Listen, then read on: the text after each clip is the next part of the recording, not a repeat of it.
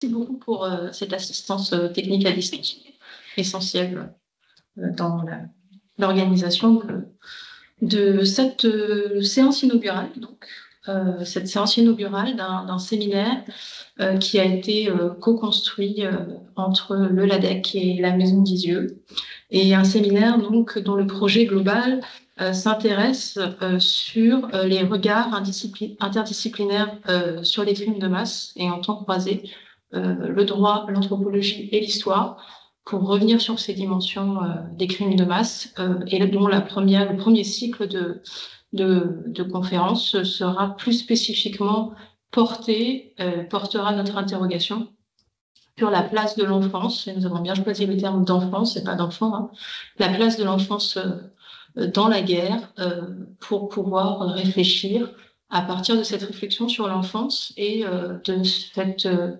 rétrospective sur ce qui constitue l'expérience d'un conflit armé interne à cet âge particulier de la vie d'un être humain, dans sa construction collective et subjective. Et donc, c'est ce premier cycle pour cette année universitaire. Alors moi, je parle toujours en termes d'année universitaire, hein, parce que voilà, je me suis pas présentée en plus. Je suis Tiffany Durier, donc je suis maître de conférence en anthropologie. Et je dirige actuellement le LADEC, le laboratoire d'anthropologie des enjeux contemporains. Et donc cette première année de ce séminaire que nous souhaiterions vivement poursuivre dans les années à venir va plus spécifiquement s'intéresser vraiment à cette phase, en tout cas à cette mise en perspective de ce qu'implique finalement le fait d'expérimenter une enfance en situation de guerre, pour par la suite ouvrir plus généralement nos débats sur cette notion cet objet, puisque nous nous interrogeons comme un objet, mais aussi comme une situation d'interaction des crimes de masse. Et donc pour ce premier cycle, on aura 6 séances qui seront programmées. Je suis très heureuse de participer à l'organisation de ce séminaire. Ce séminaire, donc, qui, pour ma part, aujourd'hui est inauguré au nom de l'unité de recherche que je représente. Je suis donc maître de conférence, mais je suis aussi directrice du laboratoire LADEC. Et à ce titre, je participe à l'animation générale de l'unité qui se questionne et qui travaille autour de la notion d'incertitude et plus spécifiquement je participe plus spécifiquement à la construction des réflexions que nous menons au sein de cette unité dans le cadre de son premier axe de recherche que nous avons intitulé « Monde défait, monde refait ». Ce premier axe de recherche qui se décline en 2 pans de réflexion. Le premier qui s'intéresse plus spécifiquement à la façon dont les sociétés contemporaines, puisque l'anthropologie travaille sur les objets du contemporain, la façon dont les sociétés contemporaines se réinventent ou plutôt se maintiennent dans l'expérience armée, qu'il s'agisse de conflits armés internes ou de conflits internationaux. Et donc sur une réflexion qui touche aussi à la question de la perte et de la mémoire. Et puis un deuxième axe de travail qui s'intéresse plus spécifiquement au sein de ce premier chantier de recherche que nous avons, de ce premier axe de notre programmation scientifique que nous avons, à la façon selon laquelle les sociétés en prise avec ces situations de violence et avec ces expériences armées manœuvrent pour faire sens par-delà ce qu'elles perdent. Et c'est donc en ce sens que nous avons décidé d'appeler cet axe monde défait, monde refait. Donc très heureux au LADEC de participer et d'avoir eu cette occasion de co-construire ce séminaire avec la Maison d'Isieux, parce que en tant que site de conscience et lieu de mémoire, mais avant tout site de conscience en mon sens, la Maison d'Isieux permet de mettre en perspective cette dimension de ce qui se fait et de ce qui se défait dans les mondes sociaux traversés par la violence, et que sa profondeur historique en tant qu'institution et puis aussi en tant que centre de réflexion sur l'histoire d'une violence de masse. Et très... Alors, je cherche mon mot, parce que des fois, j'ai du mal à trouver le mot. Et très propice à la mise en perspective de ce que le contemporain projette aussi sur les violences qu'il vit au regard de celles qui sont discutées, débattues, et peu sont les lieux qui débattent encore de ces dimensions. Et c'est donc nécessaire de créer des passerelles entre l'université et les sites de conscience pour réfléchir à ces phénomènes éminemment complexes et au demeurant contemporains qui traversent nos sociétés et que nous devons saisir pour chercher à comprendre comment, dans ces contextes, la violence fait des feux, s'efface ou se réactive au regard des enjeux politiques du présent. Voilà. Alors, 2 petits mots pour finir quand même, avant de passer la parole à Alexandre. Pour ma part, je viens de vous présenter les intérêts pour l'unité.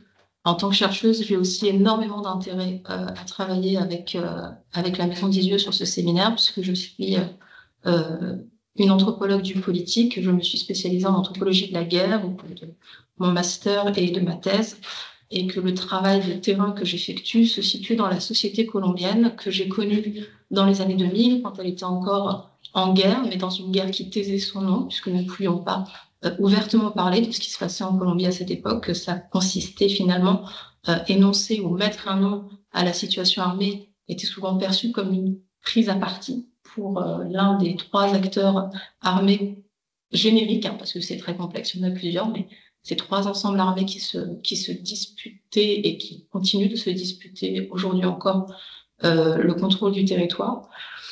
Et puis, j'ai travaillé sur un phénomène propre au conflit armé mobilisant des violences extrêmes, propre qu'on voit aussi ailleurs, mais qui aujourd'hui se réactive.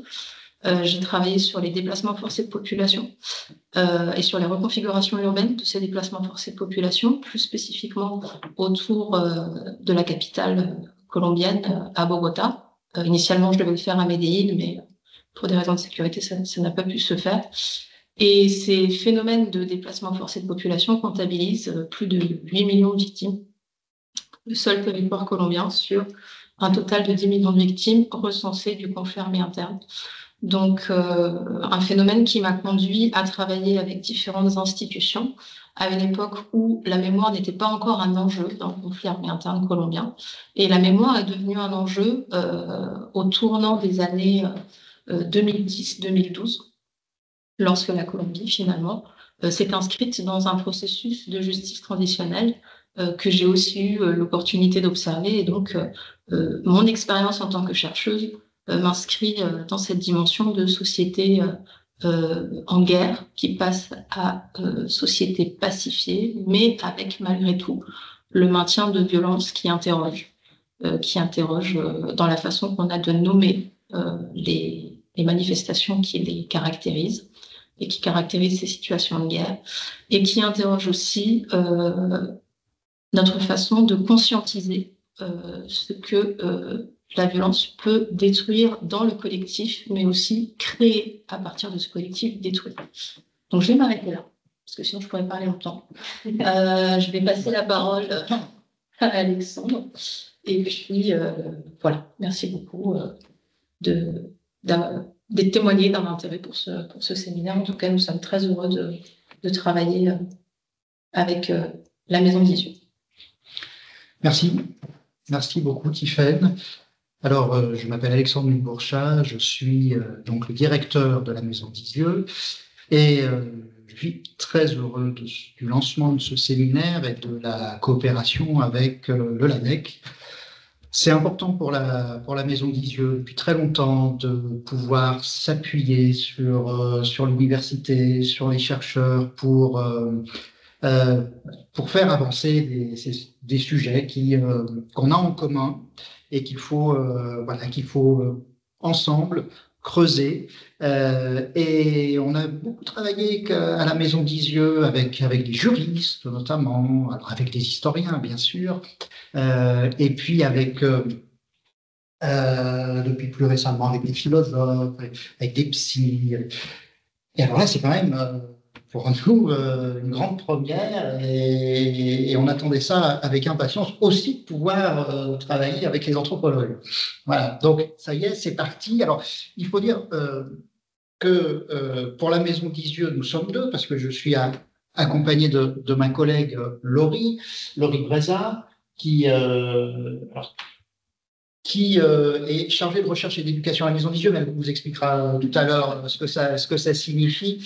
Mais j'aimerais dire aussi qu'en fait, sur ce séminaire, en réalité, nous ne sommes pas trois hein, à le porter, nous sommes quatre.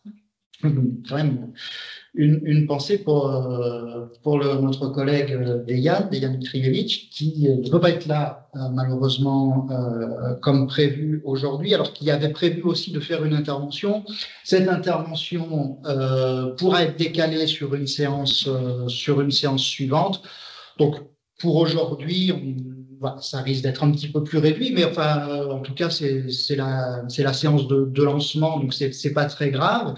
J'en profite pour dire que pour ceux qui sont à distance, vous pouvez tout aussi bien intervenir dans le chat. On va essayer d'avoir toujours un œil sur le chat, sur vos remarques, vos questions, mais aussi directement avec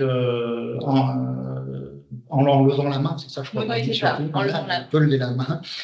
Tout ça est très scolaire, mais et au moins c'est plus pratique. Donc, parce que voilà, dernière chose que je voulais dire, c'est que on essaye d'enregistrer à chaque fois les séances.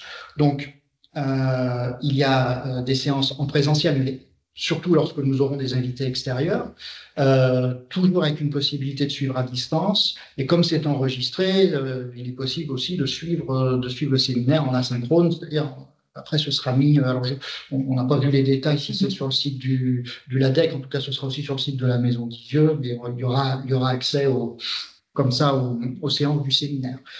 Alors, pour ma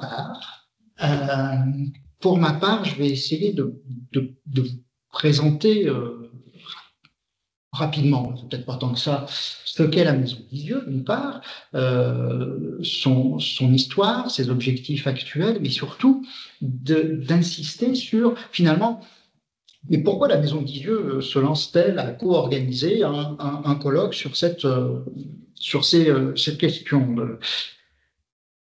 quel est le lien que la Maison d'Isieux a avec les crimes de masse, finalement. Je dis bien les crimes de masse. Bon, alors je vais essayer de vous expliquer ça, et puis après, Laurie développera un exemple en particulier. Premier point, si vous voulez, sur ce qu'est la Maison d'Isieux. On peut dire qu'il y a plusieurs objectifs, plusieurs missions de la maison, mais le premier, Tiffaine tout à l'heure rappelait qu'on appelle généralement ce type de lieu comme la Maison d'Isieux un lieu de mémoire. Bon, parce que la première mission, c'est quand même de souvenir. Voilà. Alors, se souvenir. On se souvient de quoi? On se souvient qu'il y a eu dans ce petit village d'Isieux, dans un hameau qui s'appelle Léina, c'est-à-dire qu'on n'est même pas au cœur du village, on est un petit peu à l'écart, un village qui se situe à l'extrémité sud du département de l'Ain, c'est vraiment le bout du bout de la chaîne du Jura, qu'on appelle le Bugey, le bas Bugey. Et là, il y a donc une maison qui a été, pendant la Seconde Guerre mondiale, colonie d'enfants réfugiés de Léon. Alors, en réalité, c'est donc une colonie d'enfants. Une centaine d'enfants, un peu plus de 100 enfants, certainement, sont passés par cette colonie, et dans leur immense majorité, il s'agissait d'enfants juifs, c'est-à-dire d'enfants qu'il fallait à ce moment-là soustraire aux persécutions antisémites qui étaient à l'œuvre dans la France de Vichy. Et alors, cette colonie, elle a une existence finalement relativement brève, 11 mois, entre le printemps 43 et le printemps 1944. Et ces enfants sont accueillis par un couple, Sabine et Mironze Latin. Ce sont originaires d'Europe de l'Est, sont des familles juives d'Europe de l'Est, mais ils ont eu la naturalisation française à la fin de l'année 39. Bref, ce sont eux qui gèrent cette colonie, qui gèrent ces enfants, qui les accueillent. Or, ce lieu, il est dans la galaxie des lieux de mémoire à part. Parce que un lieu de mémoire, généralement, est adossé à un lieu de douleur, un lieu de souffrance, un lieu d'enfermement, un lieu de mort.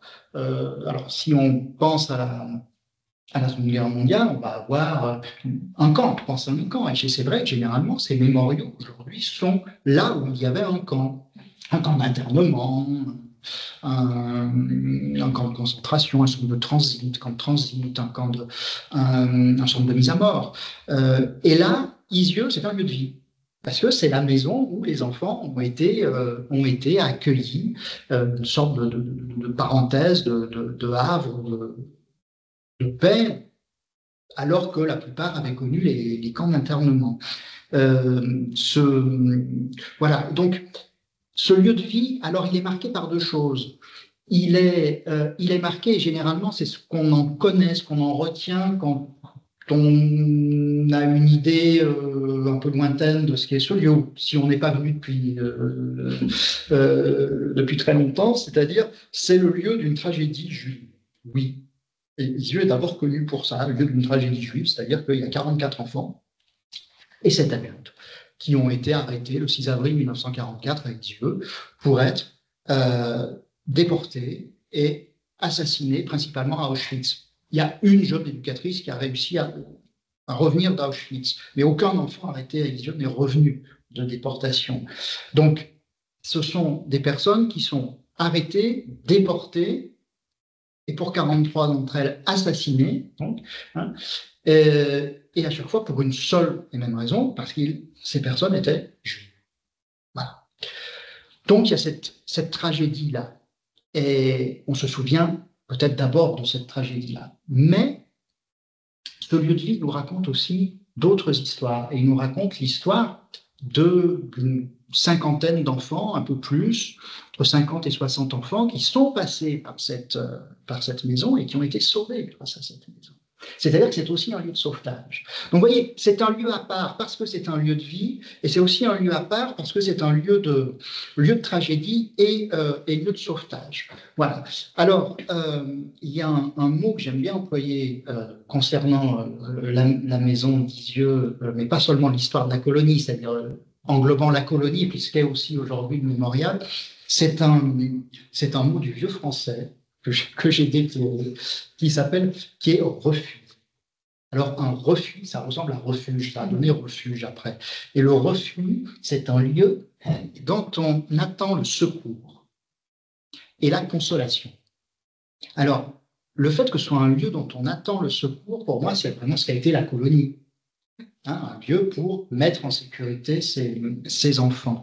Et un lieu de consolation, tout de suite, moi, ça m'évoque ce qu'est devenu le musée mémorial, et notamment pour les enfants qui ont été sauvés grâce à cette maison et qui, pour certains d'entre eux, ils sont revenus à l'époque du musée mémorial et pour lesquels, finalement, ce lieu est devenu une maison de mémoire. Voilà. Donc, c'était un petit peu long pour dire que c'était le lieu du souvenir. Voilà. Mais si je reprends, qu'est-ce qu'on fait à la maison d'Isieux? Alors, il y a une dimension de recherche importante. Chercher, documenter, pour reprendre les termes de Simone Veil, elle disait il n'y a qu'un seul devoir, c'est le devoir d'histoire.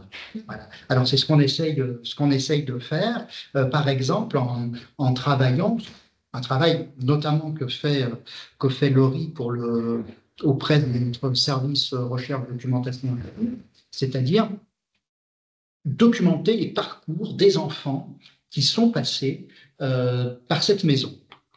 Parce que c'est une histoire qui a 80 ans et pour autant, on ne connaît pas encore tous les détails. Je vous donne un exemple.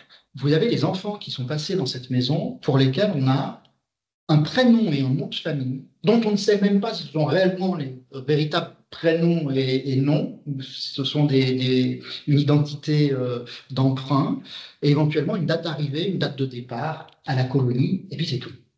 Alors, on comprend que le travail est titanesque, hein.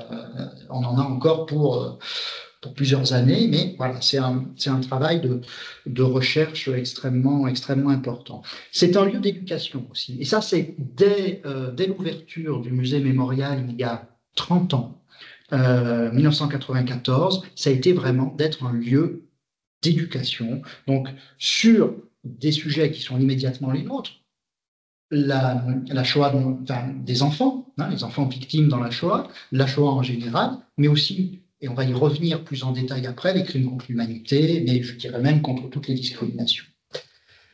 Et ça, quatrième élément, ça se fait dans un cadre républicain. C'est François Hollande en 2015, il inaugure l'extension du musée mémorial dans un très beau discours, il faut quand même le reconnaître. Pas forcément très bien dit sur le moment, mais quand on le relit après, on se dit, on ne s'était pas rendu compte, mais en fait, c'était très fort. Et à un moment, il dit, qu'est-ce qu'Isieux? Isieux, c'est un lieu d'engagement, un lieu de fraternité, un lieu de la République. Voilà. Donc, c'est un lieu où le débat citoyen a sa place, voilà, dans le partage des valeurs et des principes de notre République, de notre démocratie. Ce qui rejoint aussi cette question de conscience, parce que tout ça, c'est ce qui permet de mener une lutte contre l'antisémitisme, contre le racisme, contre toutes les formes d'intolérance. Bon, ok. Mais, véritablement, pourquoi avoir choisi dès 1994 ce lien avec... Alors, on ne dit pas en 1994 crime de masse. On parle uniquement à ce moment-là du crime contre l'humanité. Et aujourd'hui, nous parlons du crime de masse et c'est bien le terme derrière lequel on se retrouve pour ce séminaire. Alors, pourquoi parler des crimes de masse en général à Isieux? Le premier lien, je dirais, c'est l'histoire et l'archive. Et en fait, il dit ça, qu'est-ce qu'il veut dire par là? C'est Nuremberg. C'est le procès de Nuremberg, c'est le TMI, le Tribunal militaire international, à Nuremberg pour juger les criminels nazis, donc automne 45, automne 46. Et alors, à Nuremberg, tous ceux qui sont là sont accusés de plein de choses, de complot contre la paix, d'agression, c'est pas dit comme ça, mais... Crime contre la paix. Crime contre la paix, voilà. Crime de complot, crime contre la paix, en théorie, crime de guerre et crime contre l'humanité. On parle quasiment pas de génocide. Alors, crime complot contre la paix, crime de guerre, tout le monde à ce moment-là, c'est à peu près ce que ça veut dire. Mais alors, crime contre l'humanité, ça vient d'être inventé, je laisserai Laurie en parler tout à l'heure, mais du coup, il n'y a pas de jurisprudence. Personne ne peut dire, ah oui, on a déjà jugé des gens pour crime contre l'humanité dans le passé. Non, c'est la première fois. Donc, du coup, quel crime commis par les nazis pourrait relever du crime contre l'humanité? Et c'est pour le parquet, pour l'accusation, le rôle de la délégation française, notamment, d'aller chercher dans les crimes commis par les nazis, ce qui pourrait relever de la définition alors du crime contre l'humanité. Et là, l'accusation française va produire un document qui est le Telex de Klaus Barbie, donc qui est ce nazi qui ordonne la rafle des enfants d'Isieux et qui en fait le compte-rendu assez supérieur hiérarchique dans le soir même de l'arrestation, de la rafle. Et ce Telex a été retrouvé.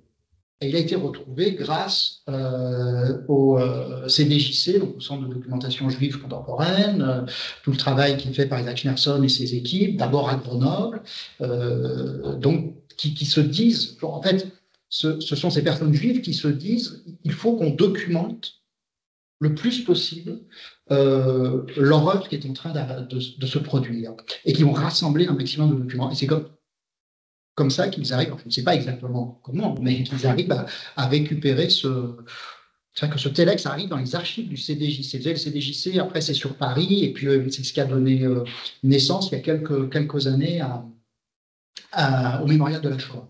Voilà. Alors, ce telex est présenté donc, par la délégation française, exactement par Edgar Faure. Voilà. Ce sont des enfants qui sont arrêtés parce qu'ils sont juifs pour être déportés. C'est clairement marqué par les supérieurs hiérarchiques de Paris, de Barbie, c'est marqué à la main, c'est manuscrit, procédure habituelle de déportation. Bon, c'est très bien ce que ça veut dire pour des enfants de moins de 15 ans. Voilà. Donc, ce sont des enfants, des innocents. C'est totalement constitutif, finalement, ce type de crime. Ce crime-là est constitutif du crime contre l'humanité. Voilà. Et vous voyez, 40 ans plus tard, quasiment, au procès de Klaus Barbie à Lyon en 1987, ben c'est encore le telex qui va être la preuve de la culpabilité de Barbie et qui permet de juger, de condamner Barbie pour crime contre l'humanité. Voilà. Bon, de toute façon, il n'en restait que ça à ce moment-là. C'était le seul crime qui n'était pas prescrit. Bref, et un telex qui est retrouvé à ce moment-là par Serge Klarsfeld d'une manière totalement inattendue. Il avait été complètement déclassé, il s'était retrouvé dans les archives d'Otto Abel, c'est l'ambassadeur nazi à Paris. Bon, bref, heureusement, il a été retrouvé. Bon.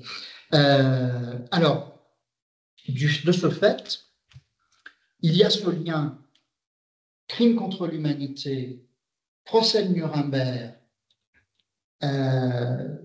crime avec la rafle d'Isieux, et qui fait qu'aujourd'hui, la maison d'Isieux est un centre qui accueille beaucoup d'archives concernant Nuremberg. Voilà. Parce qu'en réalité, nous avons les archives des 2 juges français à Nuremberg, le juge titulaire Henri de Vabre, son suppléant Robert Falco. Nous avons les archives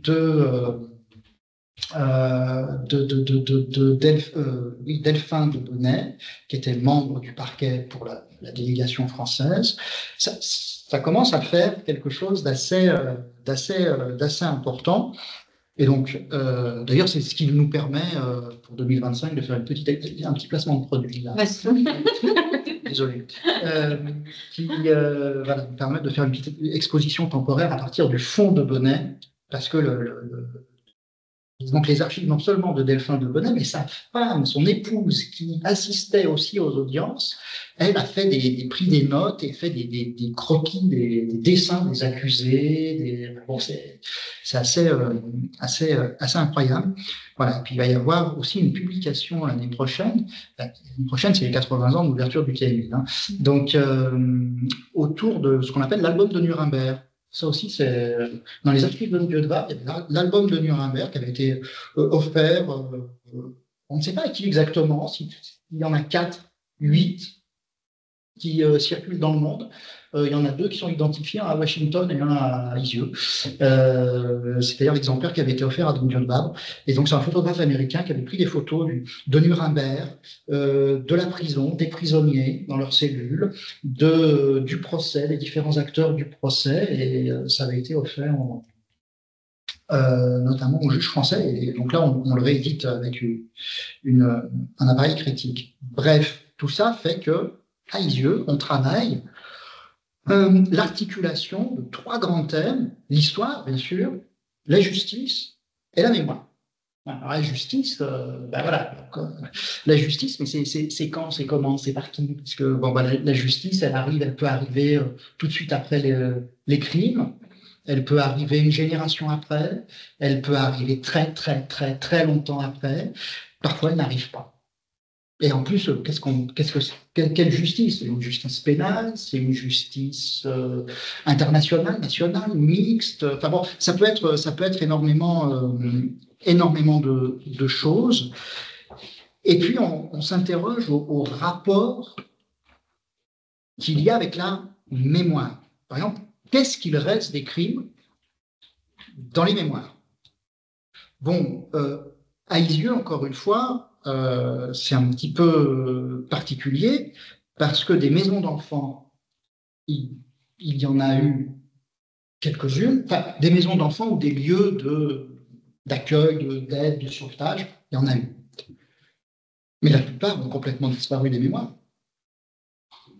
Éventuellement, dans le meilleur des cas, vous allez trouver une plaque sur un mur, mais que ces maisons donnent naissance à un musée, un mémorial, un lieu de mémoire, on appelle ça comme on veut,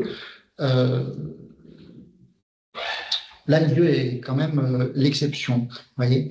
Alors, il y a aussi la question de que reste-t-il des procès aussi? C'est pas que reste-t-il des crimes dans les mémoires, mais il y a aussi que reste-t-il des procès dans les mémoires et comment ça évolue dans le temps. Je parlais de Nuremberg. Si on regarde Nuremberg, c'est marrant parce que à Nuremberg, après-guerre, Nuremberg, c'est vraiment vu comme éventuellement ça a quelque chose qui a pu marcher, et encore, mais c'est vu comme une sorte d'épiphénomène en fait, dans un désastre absolu. Parce que après-guerre, c'est la guerre froide, et puis c'est la peur de l'apocalypse nucléaire. Et c'est ça, finalement, qu'on retient davantage que ce moment Nuremberg. Alors qu'aujourd'hui, on a presque une vision, j'allais dire, téléologique de Nuremberg. On a l'impression que Nuremberg n'aurait existé que pour une finalité, qui serait la Cour pénale internationale aujourd'hui, disons la justice pénale internationale de manière globale. Il y a un renversement assez intéressant. Donc on s'est intéressé au rôle des procès dans la construction de la mémoire.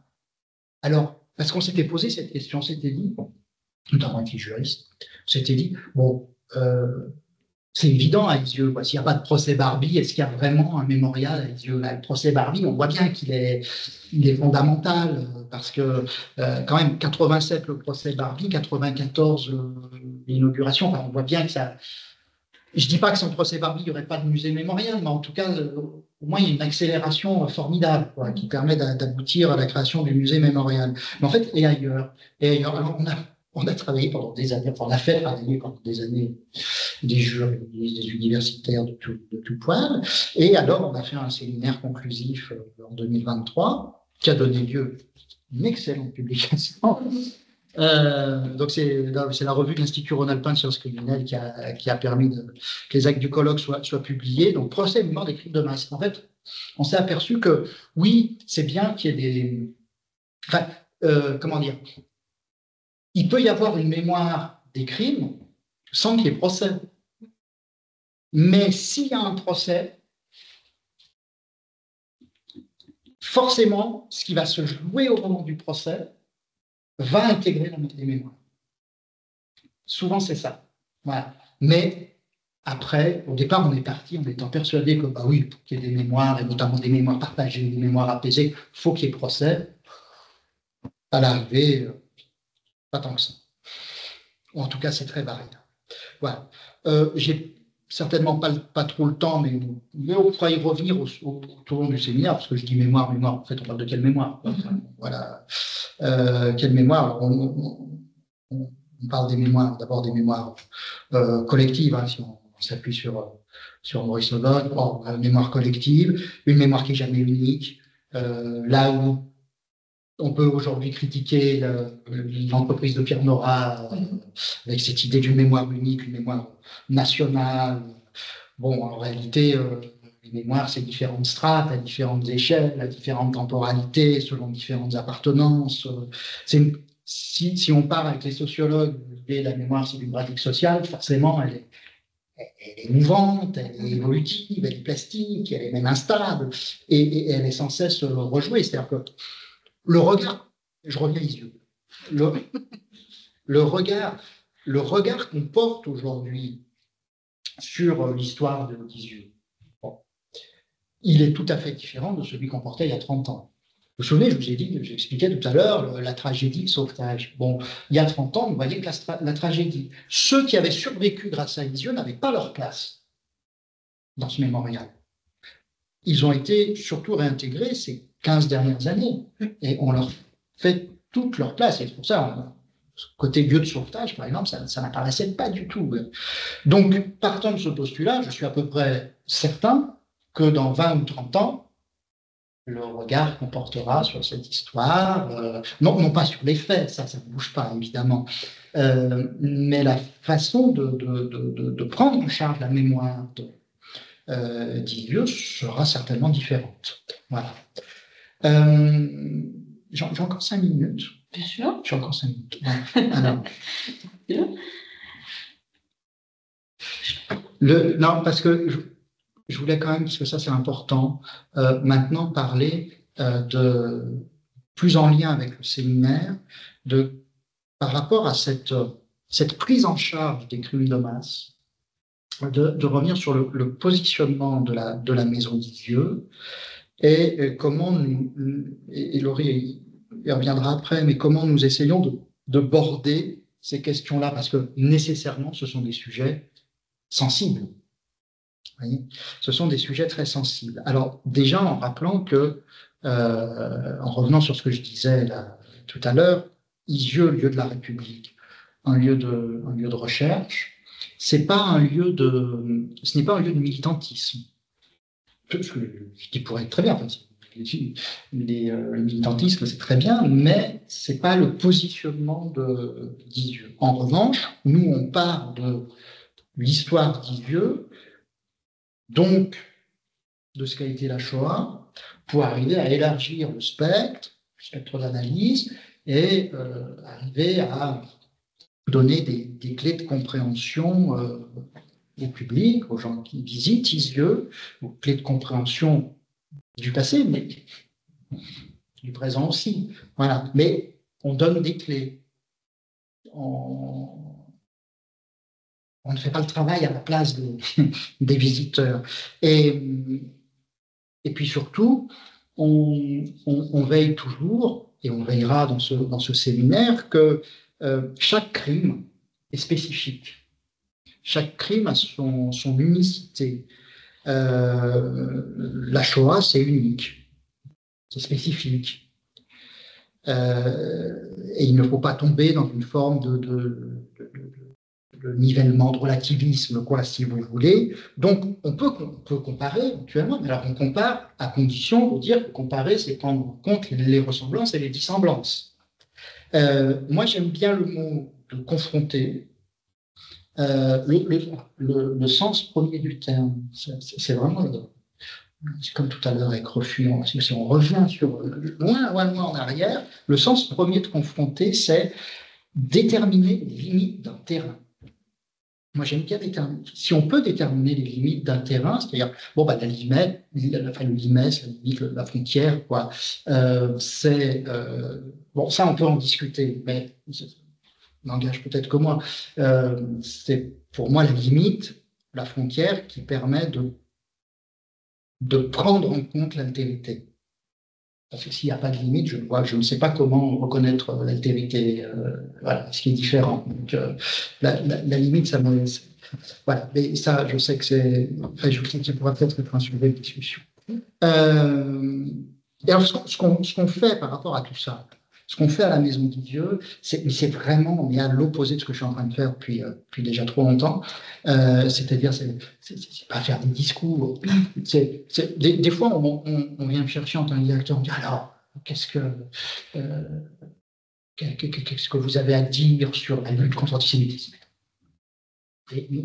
D'une certaine manière, j'ai rien à dire, parce que en revanche, c'est la pratique quotidienne au mémorial. Ma réponse, c'est ça. C'est ce que l'équipe fait au mémorial, au quotidien, par le travail de recherche, par la médiation, dans l'exposition. L'exposition permanente, Laurie va en parler. Il y a l'exposition permanente qui parle de l'histoire des enfants d'Ilieu aboutit à un moment dans une salle où l'on parle de ces crimes de masse qui n'ont pas cessé, et de ces crimes de masse du XXe, XXIe siècle, et des réponses ou non que la justice a pu apporter. Donc, on accompagne en visite, on accompagne en atelier, on publie. Et au quotidien, on On n'est pas là pour donner, comme je disais tout à l'heure, on n'est pas là pour donner un avis, pour dire c'est comme ça qu'il faut penser. Mais en revanche, on est sensible au sens des mots. Voilà. Que signifient les mots qui sont aujourd'hui instrumentalisés, employés à tort et à travers, à différents niveaux, y compris au niveau politique, au niveau médiatique. Voilà. Un crime de guerre, ce n'est pas un crime contre l'humanité, qui n'est pas un génocide, mais ça ne veut pas dire qu'il y a une hiérarchie entre ces termes.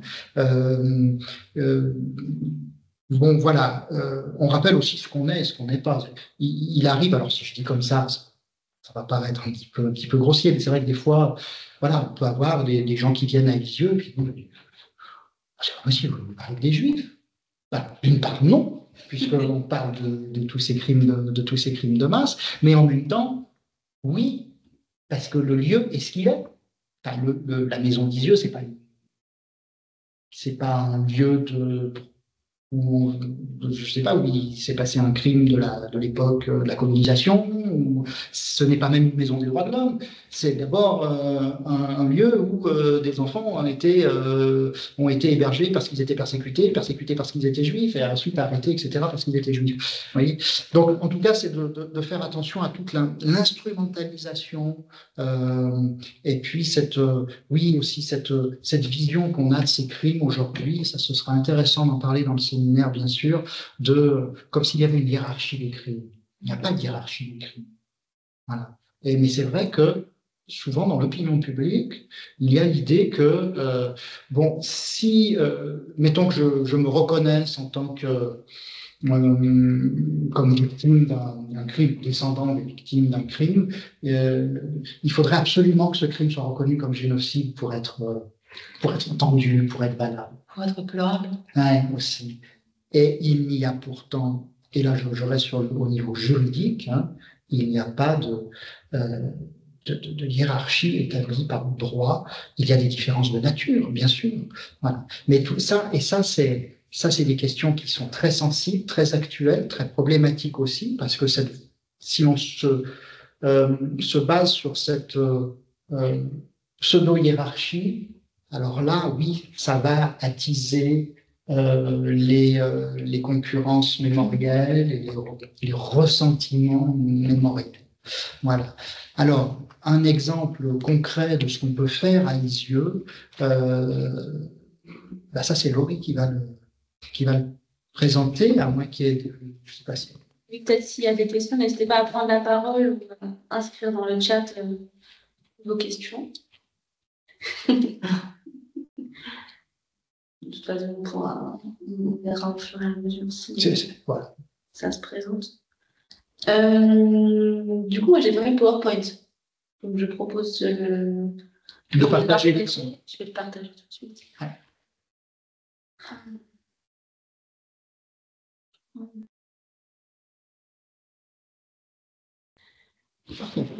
Ah, je n'avais pas. Voilà. Là, attention.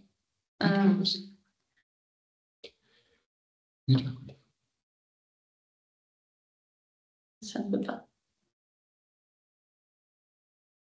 Oh. Ah. C'est embêtant ça. Il ne veut pas partager. Il ne veut pas. Ah, on aurait un petit problème. On peut partager l'écran, mais on ne peut pas partager le son. Bon, après, est-ce que c'est vraiment grave? Ah bah de ne pas partager le son, oui, c'est un petit peu embêtant. À toi de voir. Le problème, c'est qu'il faut mettre le casque, mais ça va bloquer le son d'une manière ou d'une autre. Bon, sinon tu présentes. On peut faire ça. Je vous invite à venir à la maison d'Isieux pour découvrir ce dont je vais parler. C'est vrai que c'est un peu embêtant, je ne veux pas. De pas être à domicile. Du coup, bonjour à tous et à toutes. Je m'appelle Laurie Préza, je suis chargée de recherche et d'éducation à la maison d'Isieux. Notamment, mon travail se partage un peu en deux axes, si on peut le dire. Le côté donc pédagogique avec la conception et la réalisation d'ateliers avec des scolaires, des étudiants et des adultes, parfois aussi. Mais également, l'autre côté, donc la recherche qu'évoquait Alexandre. On essaye donc de retracer à l'aide des archives le parcours, notamment des enfants qui sont passés par la maison, de la centaine d'enfants en l'occurrence. Voilà. Mais je suis aussi chargée de la coordination qu'on appelle la table crime de masse et de procès, donc qui met tout à fait en lumière ce qu'Alexandre évoquait comme la pratique quotidienne de la lutte contre toutes les formes de discrimination. En l'occurrence, cette table, puisque c'est une table tactile au milieu de notre exposition permanente, elle documente par continent et par décennie les crimes de masse qui ont été saisis par la justice entre le XXe et le XXIe siècle. Qu'est-ce que j'entends par saisie par la justice? Alors, notamment par les juridictions pénales internationales comme la CPI, qui ont donc responsabilisé des criminels, mais aussi des juridictions des droits de l'homme qui ont pu bien constater que les États ont failli en portant atteinte aux droits fondamentaux de leur population. En sachant que nous on parle de crime de masse depuis le début, c'est une notion qui n'a pas de consistance juridique. Nous, on a vraiment choisi trois axes, trois qualifications pour pouvoir tout simplement traiter les cas. Crime de guerre, crime contre l'humanité et génocide, pour vraiment pouvoir stabiliser notre propos juridique. En l'occurrence, je vais essayer de reprendre un petit peu les définitions pour que vous puissiez visualiser comment est-ce qu'on peut choisir tout le monde de traiter les cas. Pour les crimes de guerre, on se concentrera du coup sur la définition qui est donnée par le CPI, donc par le statut de Rome, qui a été établi en 98, donc la violation grave du droit humanitaire international, qui avait été définie par les conventions de la Haye d'abord en 1899 et en 1907, mais également par la Convention de Genève en 1942 avec le protocole additionnel de 1977. Dans tous les cas, ces violations graves du droit humanitaire international, elles touchent donc la population civile et les combattants ennemis, à l'intérieur d'un conflit international ou d'un conflit interne. Voilà. En sachant que on peut mettre les bombardements à l'intérieur, par exemple, contre les hôpitaux, etc.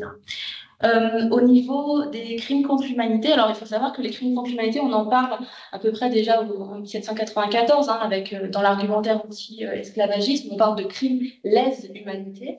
Et puis on va également voir apparaître cette notion un peu en filigrane avec la dénonciation par les gouvernements britanniques et français du génocide arménien en 1915. On parlera de crimes contre l'humanité et contre la civilisation. Et finalement, c'est vraiment avec le TMI, donc le tribunal militaire international à Nuremberg, où l'Autorpakt, en l'occurrence, va fonder cette notion et faisant partie de la délégation anglaise, il va la proposer. Et, du coup, elle sera conservée dans le droit positif à partir de 1945, notamment pour pouvoir juger des atrocités, jugées à ce moment-là comme exceptionnelles, commises pendant la Seconde Guerre mondiale, même s'il faut savoir que la définition sera circoncise autour de la déportation et notamment autour de l'assassinat. Le chef d'inculpation vraiment s'élargir à partir de la fin de ces procès-là, puisque tout simplement, au fur et à mesure que les crimes de masse vont se produire, on va rajouter des étapes, malheureusement, à ce crime. Notamment, on ajoutera le viol, les disparitions forcées, l'apartheid, etc. Alors, je n'ai pas la liste exhaustive, mais en tout cas, elle est assez longue et malheureusement, au fur et à mesure des inventions, je mettrai des guillemets sur notre propos, on va rajouter à ce qui est établi donc aujourd'hui par la CPI et par le statut de Rome en 98, donc l'article 7. En sachant que le crime contre l'humanité, ça recouvre vraiment l'attaque généralisée ou systématique sur une population civile et à la connaissance du coup des belligérants que cette attaque est bien évidemment mise en place. Au niveau du génocide, c'est Lemkin, du coup Raphaël Lemkin, qui a commencé en tout cas à fonder un projet autour de ce qu'il appelait lui l'annihilation des collectivités humaines. Il a proposé dès 1933 lors d'un colloque de droit international en tout cas mis en place par la SDN, la Société des Nations, ce qu'il appelait lui le vandalisme et la barbarie, qui donnait les fondations à ce fameux crime de génocide.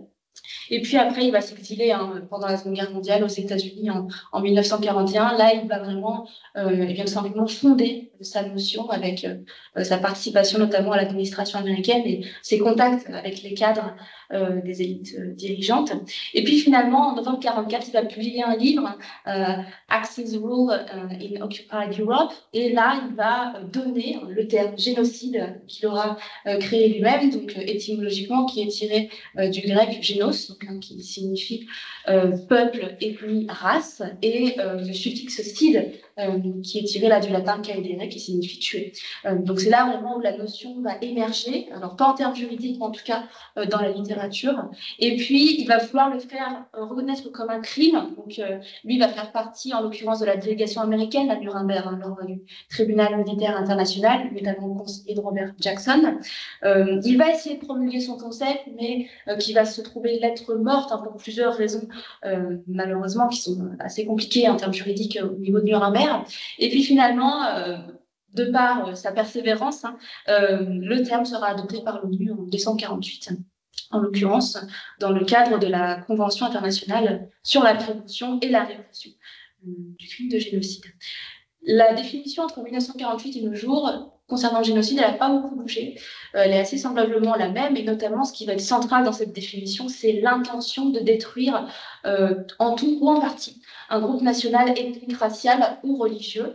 C'est d'ailleurs ça qui, finalement, ce facteur-là qui va différencier le crime contre l'humanité du génocide, hein, c'est cette intention de vouloir détruire, en l'occurrence, le groupe, et c'est ce qui nous importe aussi, hein, quand on attend la qualification avec ma collègue, quand on travaille sur les différents cas.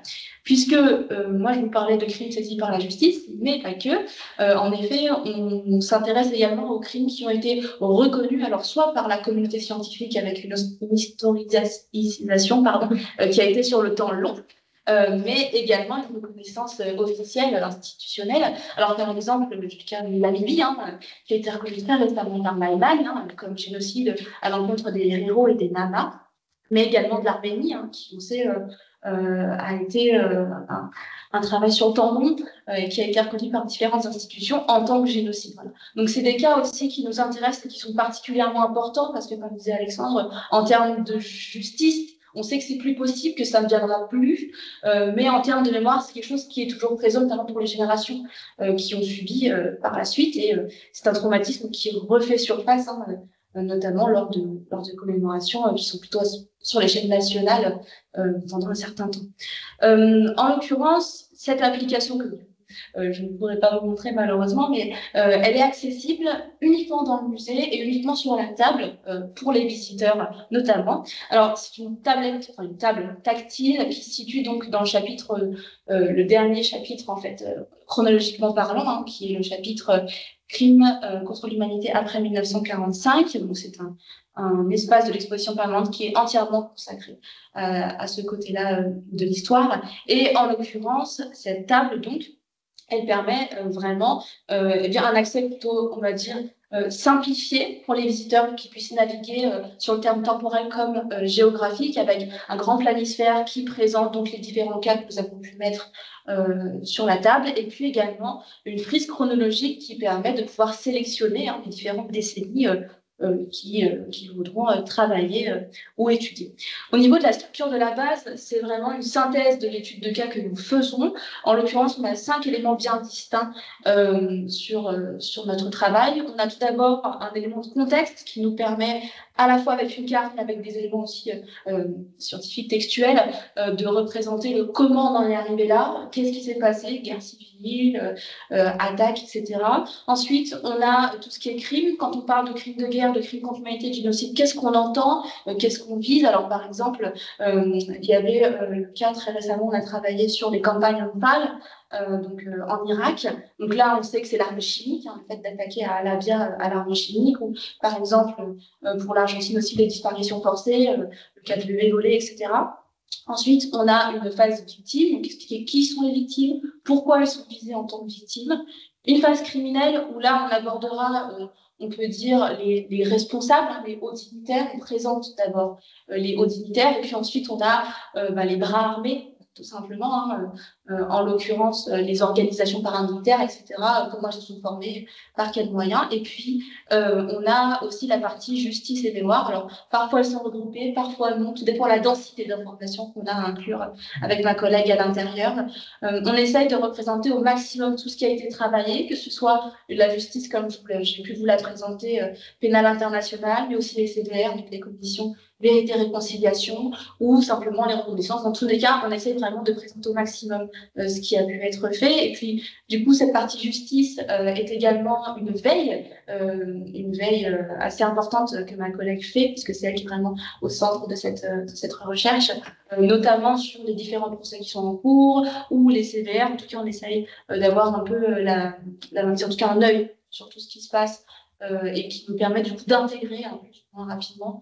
Et c'est d'ailleurs ce qui est pratique avec le format numérique, cette plasticité qui nous permet de modifier, d'ajouter, par exemple, je pense au Rwanda, où il y a eu plusieurs procès dus à la compétence universelle et on a pu tout simplement intégrer les verdicts, les différentes condamnations. Et puis également en termes de mémoire, donc là, pour le chapitre mémoire, on présente tout ce qui est monumentalisation, déjà. Voilà, qu'est-ce qu'on a en termes de monuments, et c'est intéressant, ça permet de mettre en évidence quand il y en a ou quand il n'y en a pas, et de quelle manière on fait mémoire aussi, suivant les pays, suivant les crimes, suivant les modes de justice qui ont suivi. Et également la mémorialisation sur le plan collectif, sur le plan individuel, victime, étatique, comment est-ce que la mémoire se fait ou ne se fait pas, justement. C'est ça qui est très intéressant et qui nous permet d'avoir vraiment, encore une fois, un plan assez large de présenter plusieurs aspects, justement, de cette mémoire. Et elle est aussi, bien évidemment, sous une veille constante, puisque au niveau de la monumentalisation, notamment pour les crimes assez récents, j'ai en tête les Yazidis, par exemple, où on a pu avoir des monuments qui se sont créés très récemment, en novembre 2023, et qu'on a très rapidement intégré par la suite au niveau de notre table.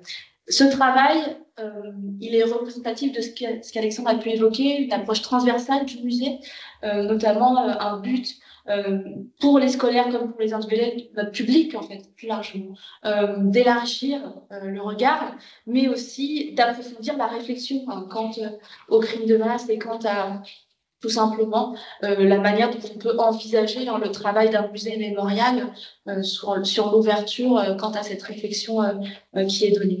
Et puis, au niveau de la construction en elle-même du contenu, il faut savoir que la partie scientifique et rédaction est faite par donc, ma collègue, Estelle, qui n'est pas présente aujourd'hui, mais on pense bien à elle, puisque c'est elle qui fournit le gros du travail.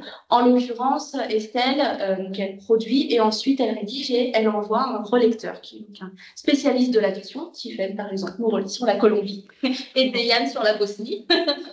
On essaie de faire intervenir au maximum puisque notre souci, c'est aussi la science, en fait, le fait que notre contenu ne soit pas seulement de la vulgarisation, mais avant tout un produit de recherche, un produit d'histoire, d'anthropologie, de droit, tout ce qui peut être pluridisciplinaire et qui amènerait encore une fois cet élargissement du regard et cette ouverture à la compréhension des crimes de masse.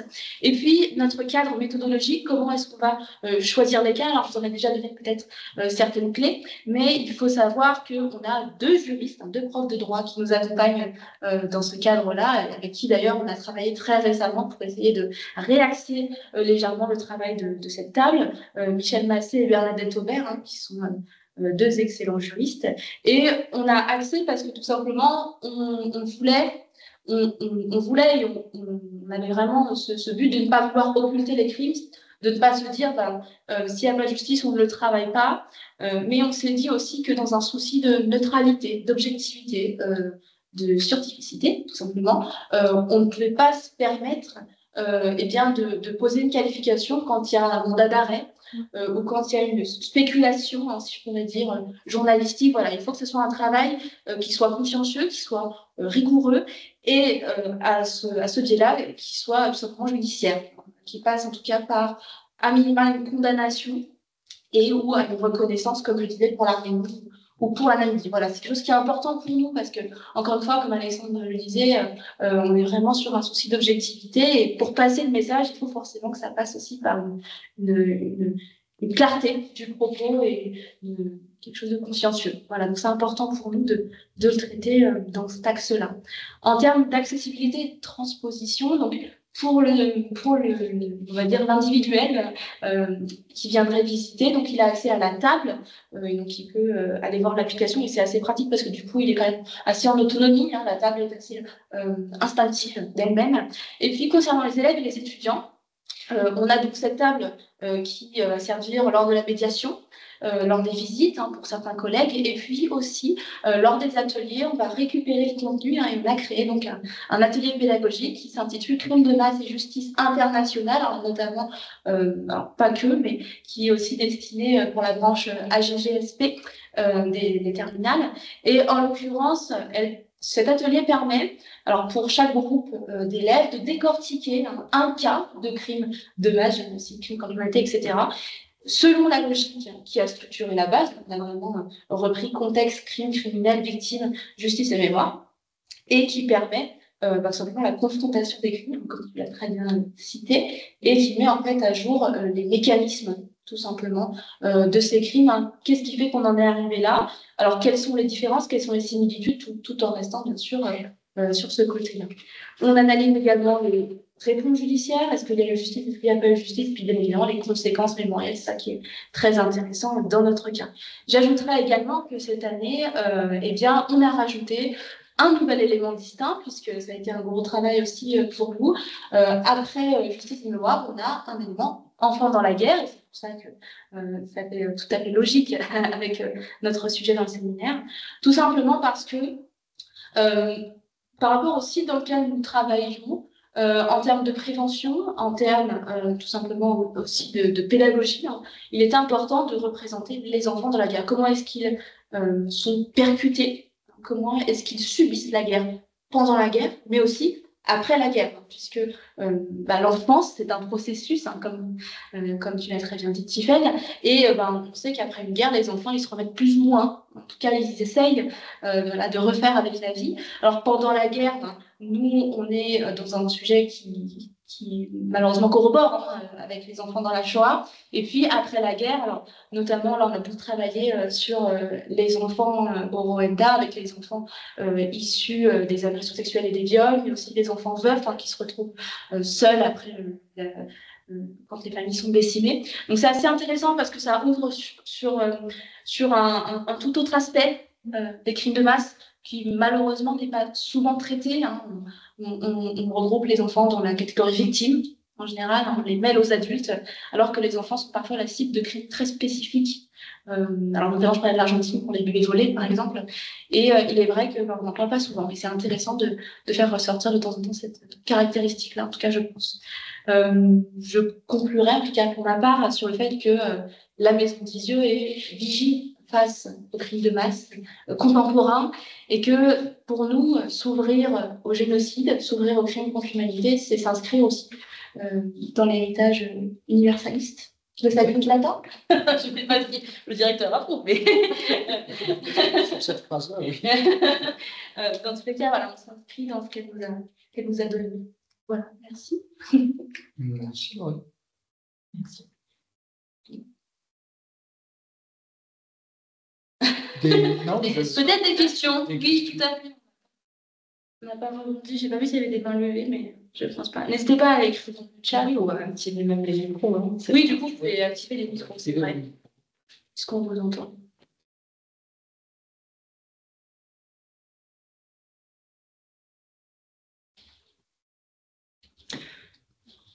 En tout cas, je voulais rebondir comme il n'y a pas de questions. Pour l'instant, peut-être sur ce que tu viens d'évoquer concernant la reconnaissance et l'enjeu de la reconnaissance de la position du terme génocide pour finalement se donner l'autorisation de penser les extrêmes dans l'exercice de la violence de forme extrême, criminelle.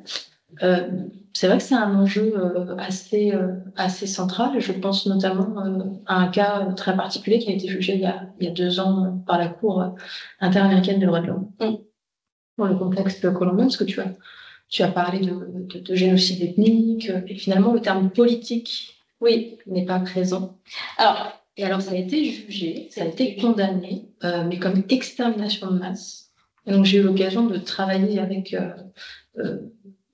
un groupe de personnes qui à la fois sont enfants de personnes disparues politiques, detenidos desaparecidos, donc qui ont cette histoire de militance en tant qu'enfants, mais enfants aussi qui n'ont pas compris sur le coup et qui, une fois adultes, Oui, on recul nécessaire. Voilà, on le recul nécessaire et puis s'engage dans les mouvements de collectifs, de familles de disparus. Et puis, je sens, enfin en tout cas, cette distinction, c'est-à-dire à la fois la réussite de voir que ça a été jugé comme extermination, et puis le désenchantement de voir que ce n'est pas qualifié comme génocide. Comme tu es là, j'aimerais savoir s'il y a des choses que tu vois sur la table qui se rapprochent de ça. Nous, on a traité une bonne partie de l'Amérique latine, aussi en Chili, Argentine, etc. Et c'est vrai que on ne parle pas de génocide, on parle de crime contre l'humanité, parce que, alors, encore une fois, moi, je suis très juridico-juridique. Hein, l'objectivité, la neutralité. Il faut des critères. Il faut des critères, tout à fait, on suit le critère.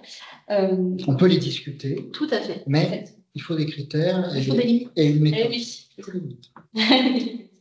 En tout cas, de ce qu'on a traité avec Estelle, notamment, par exemple, je pense à l'Argentine ou au Chili, il est vrai qu'on avait, en tout cas, de ce qui avait émergé, notamment par rapport au CVR, moi, je pense par exemple à Videla, quand il a été jugé, par exemple, où on traitait des assassinats, mais de manière très individuelle, pas d'une manière collective.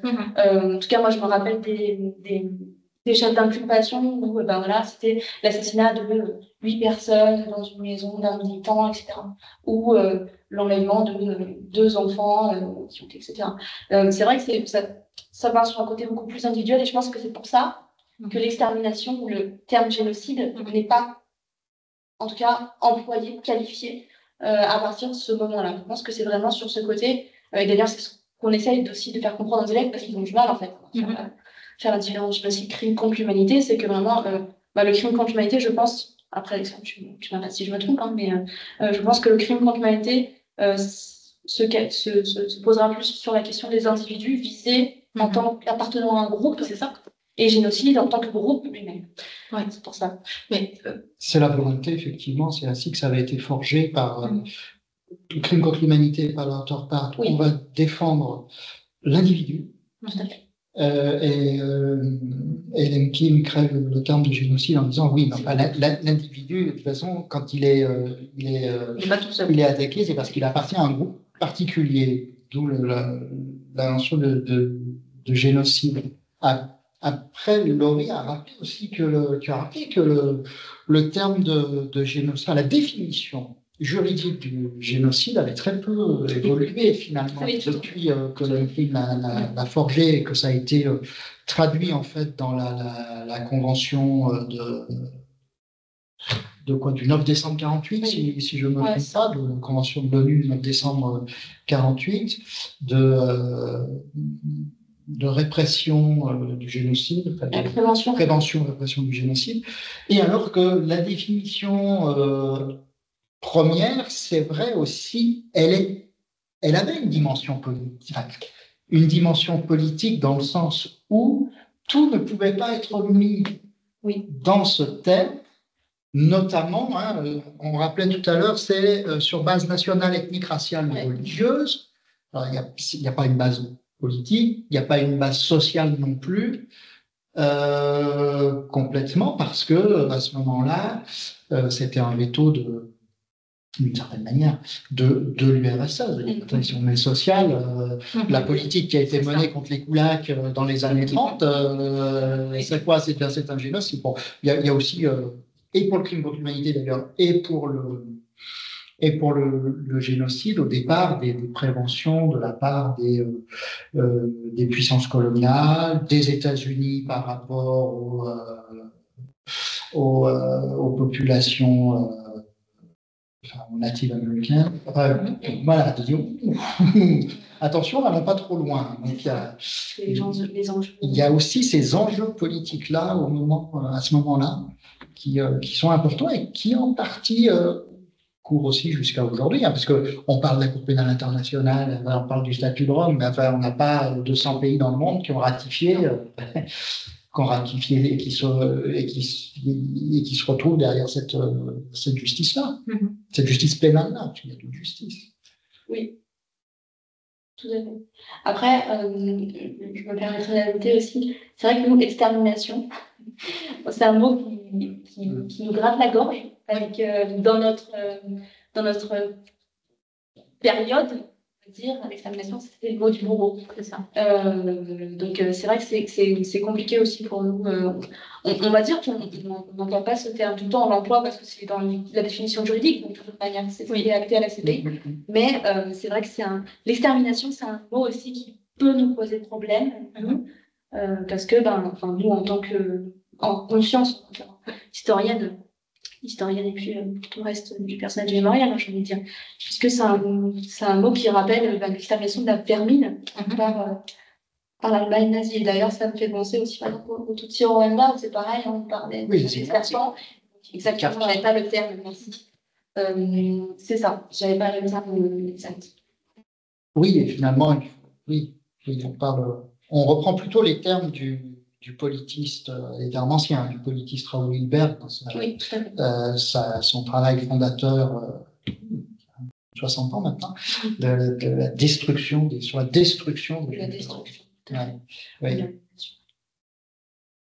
Tout à fait. Mais du coup, voilà, pour répondre à ta question, c'est vrai que c'est un point très important. C'est un point, je pense, central aussi dans les perspectives, dans le croisement des perspectives entre l'historien qui regarde les faits, les juristes qui finalement sont les artisans de la façon dont cette mémoire va se construire en l'entérinant dans une jurisprudence, dans un précédent, et en même temps en mettant cette limite qui devient un seuil, mais en même temps qui fait passage dans le fait de dire, d'éliciter ce que produit la violence. Et puis l'anthropologie, elle, qui arrive finalement sur des terrains où quand on travaille sur la violence, ce que partagent les différents chercheurs avec qui travaillent sur la violence, que ce soit dans le contexte algérien, que ce soit dans le contexte colombien, que ce soit de toute façon aussi au travers, parce qu'on a des chercheurs qui travaillent spécifiquement sur ce thème, mais on a aussi des chercheurs qui vont travailler en Afrique de l'Ouest, on a aussi des chercheurs qui vont travailler en Asie centrale, et c'est pas comme s'il n'y avait pas de violence, c'est juste que c'est pas l'objet premier et que de toute façon les terrains traversent la violence et la situation violente traverse l'exercice du terrain. C'est vrai qu'on n'est pas au niveau des termes, ce qui est intéressant de noter, c'est finalement l'usage aussi social, direct, stratégique du terme, mais aussi de ce qu'il implique dans sa circulation, de capacité de générer de la reconnaissance, de la compréhension. Parce que ce n'est pas tellement le fait que, en tout cas, je pense que ça ne cadre pas, je n'ai pas spécifié, mais ce groupe de personnes, c'est ce groupe d'enfants qui aujourd'hui fait partie de ce mouvement de collectif de personnes disparues. Ce sont un collectif qui s'est construit autour d'un groupe politique particulier qui s'est appelé l'Union patriotique et qui en fait est né de la démobilisation et d'un premier processus de DDR entamé dans les années 90 en Colombie et qui a permis la reconstruction de la constitution colombienne en nation multinationale et pluriethnique, qui a entraîné la démobilisation trois guérillas et d'une branche des FARC qui viennent de se démobiliser là en 2016. Et la reprise des armes des FARC n'est pas étrangère en partie, en tout cas dans les discours qu'ils ont légitimés pour reprendre les armes à cette expérience particulière de ce groupe politique. C'est des milieux patriotiques et c'est une extermination de masse de plus de 5000 membres de milieux patriotiques qui étaient censés représenter, suite à la démobilisation du groupe armé, ce groupe armé au Parlement, et l'État a été reconnu coupable, mais d'extermination de masse, pas de génocide. Voilà. Et donc, en même temps, c'est une victoire, parce que ça permet aussi de faire voir, on se dit, c'est une victoire. C'est un peu comme ce que tu disais, Alexandre, c'est-à-dire que un même événement a deux facettes, en fait.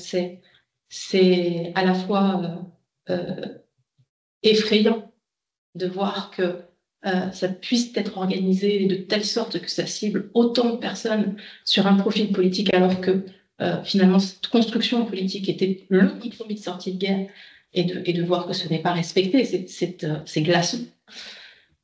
Et en même temps, la réussite de la sanction par un tribunal des droits de l'homme et des droits humains et d'un combat vieux de plus de 30 ans, au moment où la sanction est prononcée.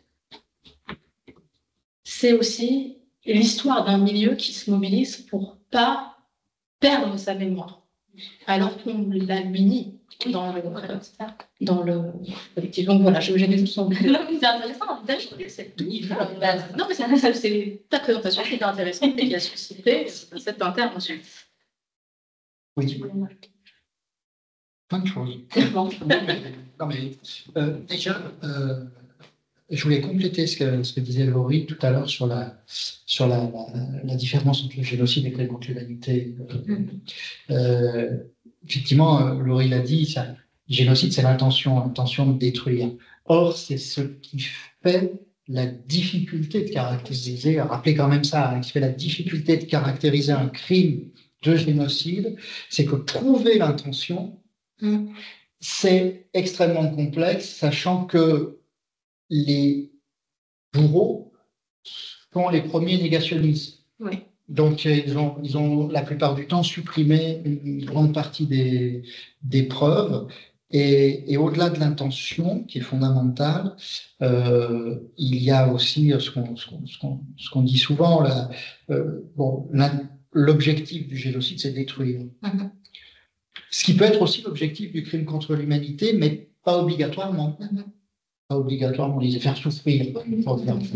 Mais on voit bien dans ce que tu as dit de la définition. Il faut instrumentaliser. Voilà. Oui, bien sûr. Ça, c'est une première chose.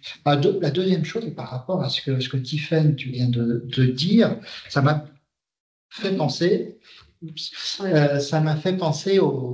à une demande, j'allais dire, très contemporaine qu'on peut avoir, que les victimes peuvent avoir, les descendants de victimes, ou l'opinion publique, ou les politiques, du procès pour mémoire. La notion de procès pour mémoire, c'est pas. Je pense que c'est pas si vieux que ça. Enfin, si je vois, par exemple, après-guerre, c'est surtout pas. Le moins de procès possible, en tout cas le moins de condamnations possible, parce que on est plutôt dans oublions, donc amnistion et n'en parlons plus. Et c'est finalement 1-2 générations après que arrivent ces procès dits pour mémoire qui semblent. Et c'est marrant parce que. Enfin, c'est marrant, c'est pas marrant du tout, mais ce que je veux dire, c'est que c'est pas le. On est d'accord que faire mémoire ou aider à la construction d'une mémoire, c'est quand même pas le but premier d'un procès. C'est pas ça un procès, c'est pas fait pour ça. Et pourtant, c'est comme si c'était une des fonctions, un des objectifs les mis au tout premier plan aujourd'hui de faire. Voilà, il faut que le procès arrive à faire mémoire. C'est nécessaire en fait. Ouais. Ça marque la reconnaissance. Oui, la reconnaissance de l'expérience vécue et de son implication, en plus subjective, parce qu'un procès oppose des parties à d'autres parties, mais qui sont souvent individualisées. Et non, c'est vrai que c'est. Et bien, en commençant cette discussion à 3 voix, là, on voit bien, ce qu'on attend aussi de ce séminaire, c'est pouvoir se décentrer. C'est ça. Et se décentrer, on se décentre, on en appelle à plusieurs approches différentes, plusieurs disciplines, mais se décentrer en quittant chose qui est évidente j'imagine, pour une anthropologue qui travaille sur notamment la Colombie, mais voilà, nous, on garde un regard d'abord très européen, et puis malgré tout, grâce au travail qu'on fait sur la table, on arrive comme disait Laurie, à élargir le regard, mais voilà, de cette confrontation-là, moi j'attends énormément. Je prends un exemple parce que il est dans ma tête là depuis le repas de midi. j'ai oublié c'est sites de conscience, lieu de quoi? Oui, c'est sites de conscience. Voilà, c'est sites de conscience. Je ne sais pas si, notamment ceux qui sont avec nous encore à distance, connaissaient ce terme. C'est vrai que, ben voilà, dans notre milieu, peut-être un peu trop fermé de lieux de mémoire, on parle de lieux de mémoire. Bon, c'est intéressant comme concept. Il est discuté d'ailleurs, hein, c'est un concept qui est discuté, mais on le discute plus facilement si on s'aperçoit qu'il y a dans d'autres endroits du monde, on a choisi de parler de sites de conscience. Je ne sais pas si tu peux en dire un petit mot, parce que c'est... Alors oui, je peux.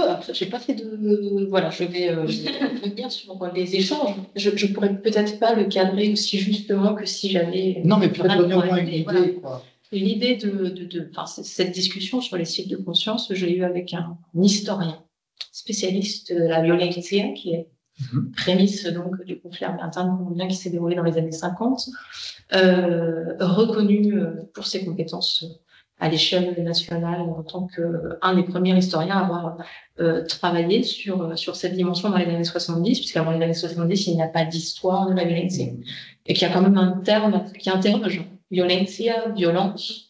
Quand est-ce qu'on arrête, quand est-ce qu'on met la limite finalement de l'accumulation et de la montée aux extrêmes des violences qui arrivent et qui s'articulent autour de différents épicentres politiques et puis économiques et puis politico-économiques, puisque d'autres enjeux sont arrivés dans les années 70-80 en Colombie.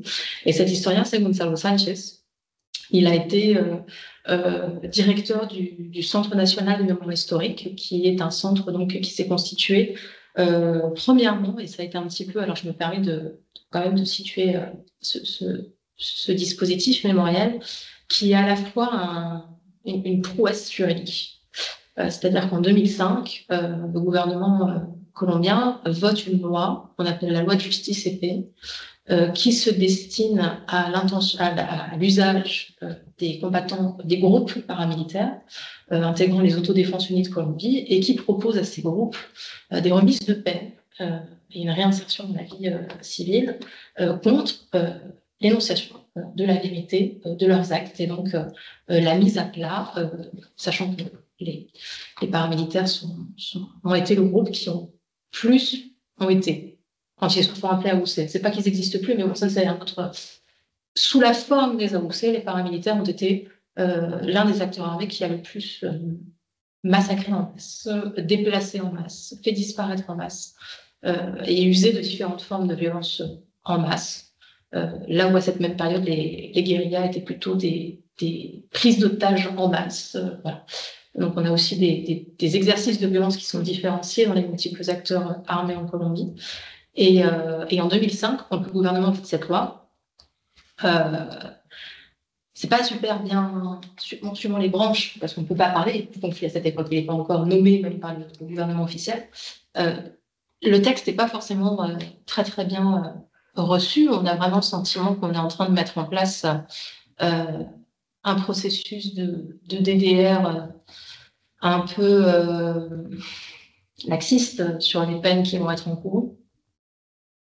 Et il y a quand même des juristes et il y a quand même des universitaires qui participent à l'élaboration de ce texte, et ils imposent, dans l'un des articles, la création de ressources de mémoire autour de la création de la loi de justice épée pour pouvoir documenter à partir de ces procès qui vont se tenir en huis clos mais filmés, accessibles aux victimes présentes sur l'ensemble du territoire colombien, qui sont parfois dans des zones très éloignées, pouvoir, à partir de ces discours-là, eux aussi mener des enquêtes sur ces lieux, sur ces sites, auprès des populations qui ont été victimes ou témoins, et souvent c'est les deux, des opérations armées effectuées par ces groupes. Et ça va créer une ligne très, très importante dans ce texte, puisque finalement, ça permet de produire de l'archive à cheval entre... parce que la façon dont un historien va archiver et la façon dont un anthropologue va enquêter. C'est-à-dire que c'est quelque chose qui est de l'ordre alors, je sais que tout à l'heure, lieu de mémoire avec Laura, mais il y avait quand même une analyse assez fine, il me semble, dans les lieux de mémoire, de dire que les historiens étaient devenus des lieux de mémoire. Et que donc là, on est vraiment sur sur cette articulation-là entre l'enquête in situ, le recueil des témoignages, et puis ces personnes qui sont formées au métier d'historien et qui savent aussi gérer ces archives, plus dans les quantités que dans le fond de ce qu'ils vont analyser. Et cette petite ligne a permis, du coup, en 2012, quand on active les dialogues de paix de la Havane, et en 2016, quand on va finir par signer les accords de paix de la Havane, d'instiller cette idée qu'il faut créer un lieu de mémoire historique, pas de mémoire historique, qui tienne compte de la pluralité des voix, parce que la nation colombienne est multiculturelle et pluriethnique, donc de la multiplicité des voix concernant le vécu, la subjectivité, la perception et puis l'expérience du conflit armé interne, puisque maintenant il a un nom à partir de 2012. Et ce lieu-là, qui n'est pas encore sorti de terre, est un lieu qui a été dirigé par Gonzalo Sanchez. Et donc je l'ai rencontré, c'est lui qui m'a parlé de ce terme qui m'a parlé des sites de conscience, puisqu'il me disait que très vite, il a voulu arrimer le Centre national de mémoire historique à ces sites de conscience qu'on peut trouver dans différents pays où finalement le point commun, c'est qu'il y a eu des processus de justice transitionnelle, des dispositifs de justice transitionnelle comptant un volet de commission de la vérité.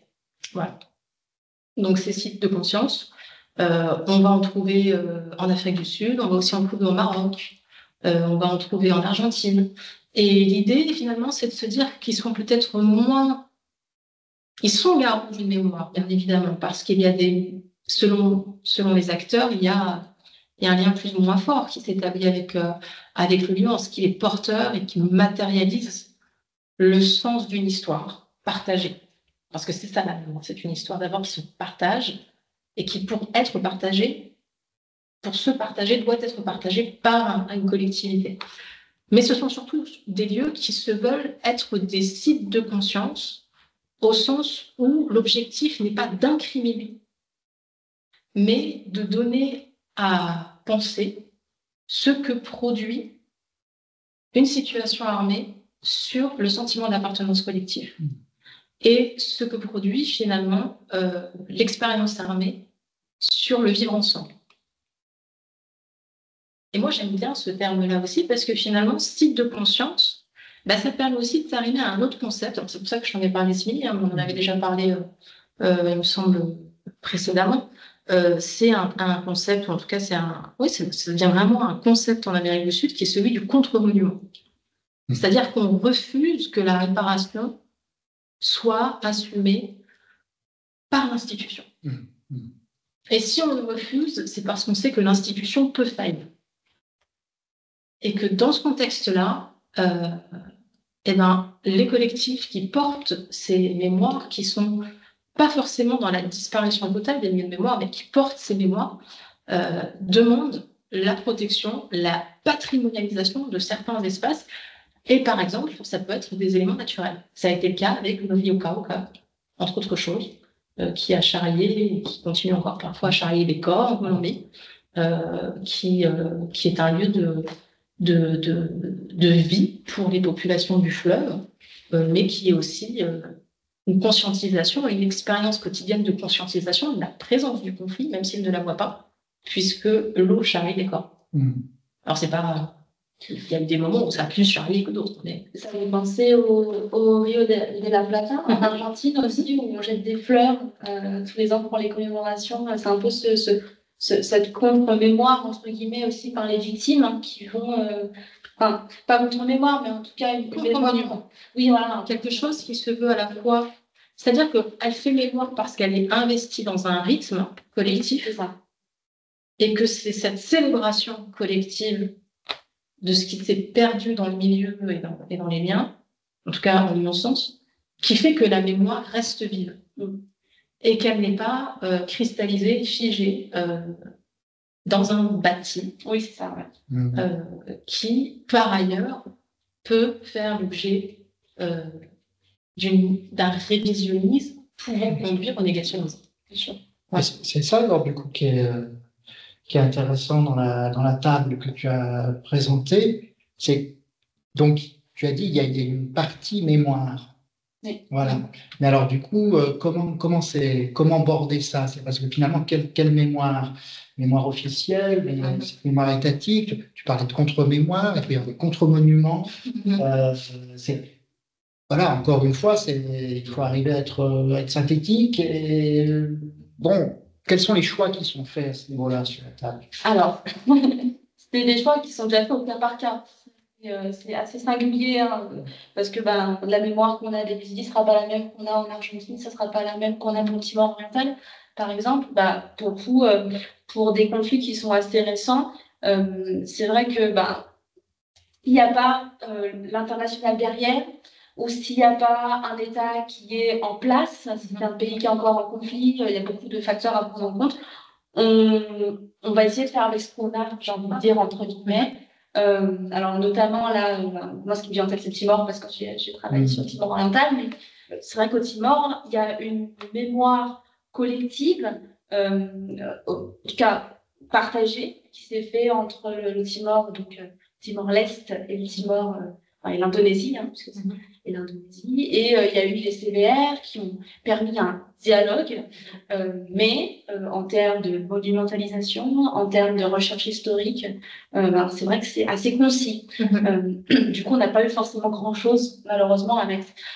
Par contre, pour ce qui est par exemple de l'Argentine, pour ce qui est du Chili, pour ce qui est du Rwanda, pour ce qui est de la Bosnie, là, c'était beaucoup plus fourni, puisque le temps qui passe aussi et la justice, de toute façon, qui est passée et qui a permis d'avoir une renommée plus ou moins importante, entre guillemets, je ne sais pas si je peux employer un mot renommée, mais en tout cas, qui fait qu'à l'école. Qui fait qu'à l'école, exactement, et qui a permis vraiment d'inscrire dans le bâti, d'inscrire dans la mémoire internationale, mémoire nationale, et qui a permis, en fait, tout simplement, d'établir une mémoire.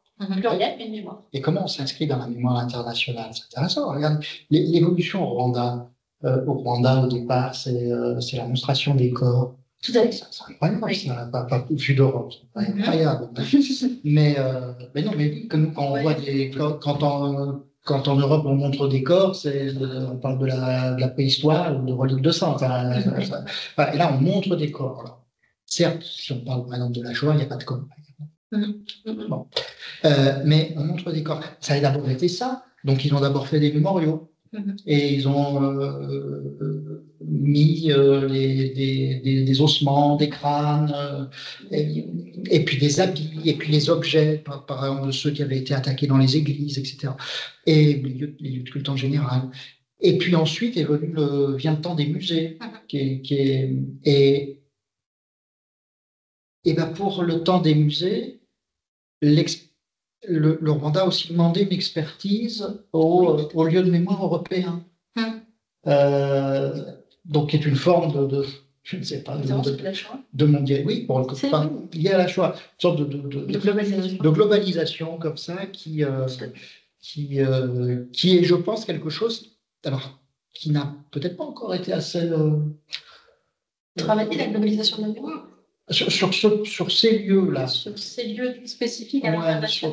Oui. Il y a André Rousseau qui a, dans son ouvrage, notamment Face au passé, mais à partir de son expertise d'historien sur l'Europe, qui a amorcé ce changement d'échelle. Après, ce qui est compliqué aussi, et j'y repense, c'est finalement, dans le crime, il y a une incommensurabilité de la perte.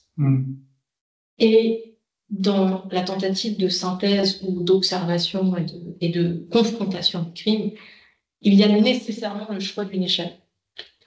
Ce que tu décrivais. Et finalement, cette globalisation à cette échelle, ce serait quoi les critères? Est-ce qu'ils sont uniques? Est-ce qu'ils sont disciplinaires? Est-ce qu'ils sont éthiques?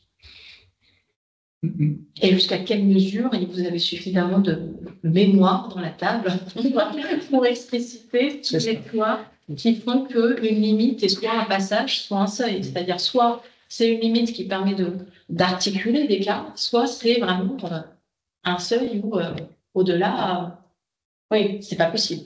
Alors après, on sait qu'on a une limite, c'est que nous, on est on est des scientifiques. Oui, on sait qu'on peut on peut prendre, on peut questionner et on peut emmagasiner beaucoup d'infos. On sait qu'au niveau de l'accessibilité, pour les individuels notamment, il faut pas qu'on se rie, mais qu'on soit léger un peu plus. Même si on doit être jamais léger pour les crimes de masse, il faut qu'on fasse attention, mais il faut quand même qu'on parte du principe que ce ne sont pas forcément des personnes qui sont déjà dans une certaine connaissance, en fait. Voilà. Il faut leur apporter les connaissances nécessaires pour qu'ils puissent comprendre, comprendre ce qui s'est passé et qu'on leur apporte vraiment des infos qui leur permettent de dire, ben voilà, maintenant on en est là aujourd'hui. Comment ça a évolué, on en est là aujourd'hui. Ça, c'est vraiment notre procédé de recherche fondamentale.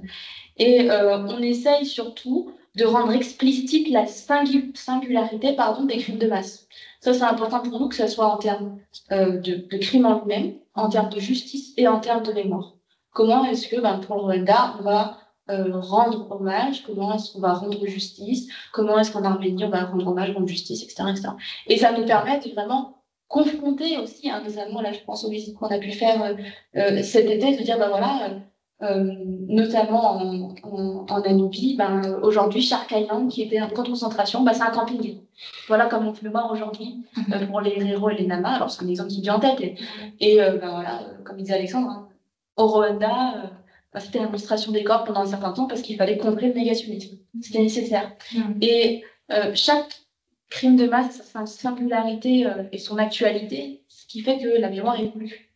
Aussi, et notamment, j'ai beaucoup travaillé le Cambodge cet été, et le Cambodge, il y a eu un gros boom mémoriel juste après la prise par les Vietnamiens du Cambodge, rapport aux mers, et maintenant c'est devenu un élément touristique, notamment le centre S21. Donc je pense que c'est vraiment, alors pour revenir à la question de base, comment on fait notre choix, on essaie de montrer le processus judiciaire et mémoriel, et surtout on essaie de montrer la singularité. Voilà, qu'est-ce qu'on retrouve ici, qu'est-ce qu'on ne retrouve pas là-bas. Et puis, bien évidemment, de temps en temps, de faire des petits actes, de dire, voilà, ça, on y retrouve comme ça, etc. Voilà, je ne sais pas si ça répond à une question. Si vous voulez ajouter quelque chose aussi, peut-être, parce que toi, tu es en semi-coordonné aussi.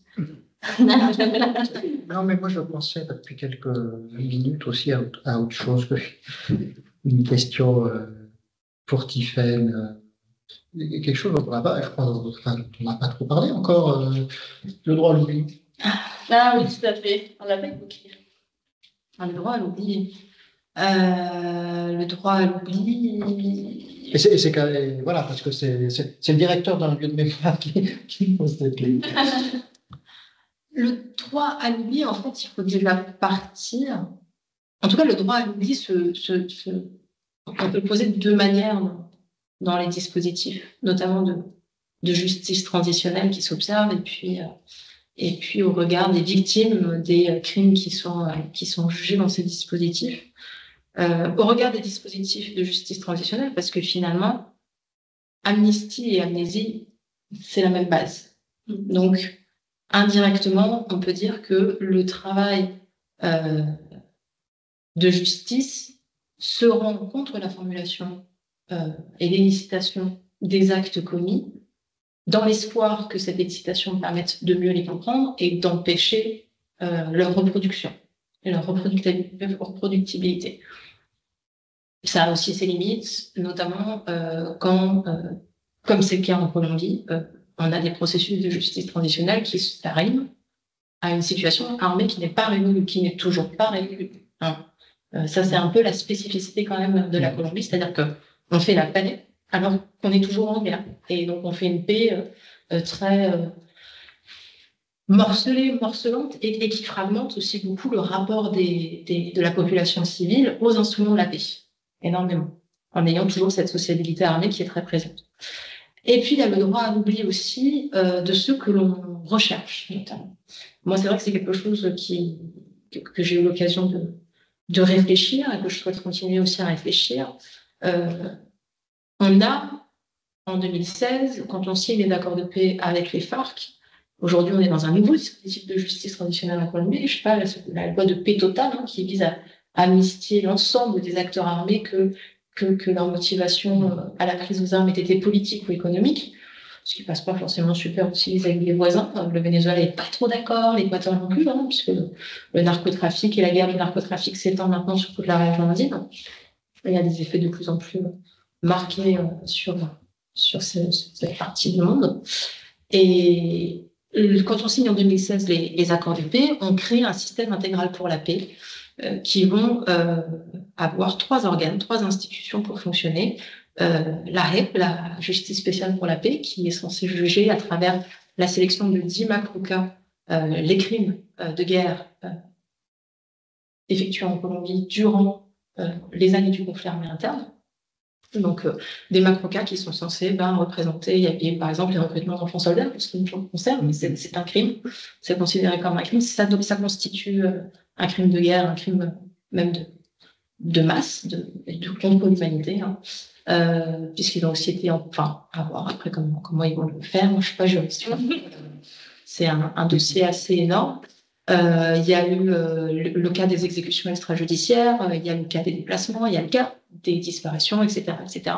De certains massacres qui ont été très emblématiques, il y en a eu plusieurs, mais il y en a dont l'expression a été plus emblématique que d'autres, au sens où ils ont plus marqué, soit du fait qu'ils évoluent dans des départements qui étaient particulièrement touchés par cette technique de guerre. Le massacre est une stratégie aussi de guerre pour faire fuir les populations, et pas seulement les annihiler, ça peut aussi être un outil de terreur, soit parce que leur performance a été particulièrement marquante dans la mémoire collective, et notamment dans la mise en scène de la mort.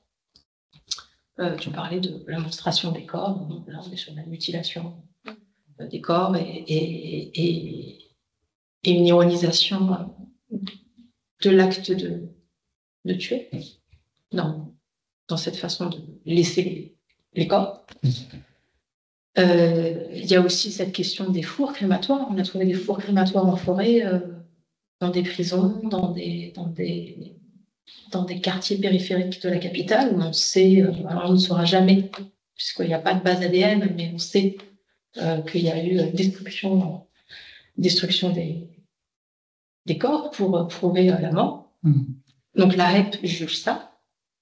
On a la commission de la vérité qui a rendu son rapport, qui a failli ne pas le rendre. C'était un peu tendu, ça reste toujours un peu tendu, mais c'était plutôt assez tendu avec l'ancien gouvernement, la faille de ne pas pouvoir déposer le rapport, elle l'a rendu l'année dernière. Et puis il y a une 3e institution, donc la commission de la vérité, elle recueille les récits de l'ensemble des acteurs de la population civile pour établir et avoir des traces et produire des sources sur la mémoire de la guerre. Et puis, il y a une 3e institution qui, moi, m'intéresse particulièrement sur cette question du droit à l'oubli, qui est l'unité de recherche des personnes données disparues. Et c'est une des seules unités de recherche, une des seules institutions de recherche des disparus, de ce que j'ai pu voir jusqu'à maintenant, qui d'abord ne s'est pas donné pour objectif de retrouver des corps, mais des personnes, et qui, à partir de là, a établi pour ces personnes un droit à l'oubli. Alors, la Colombie, actuellement, on estime à 192 000 le nombre de victimes de disparition forcée.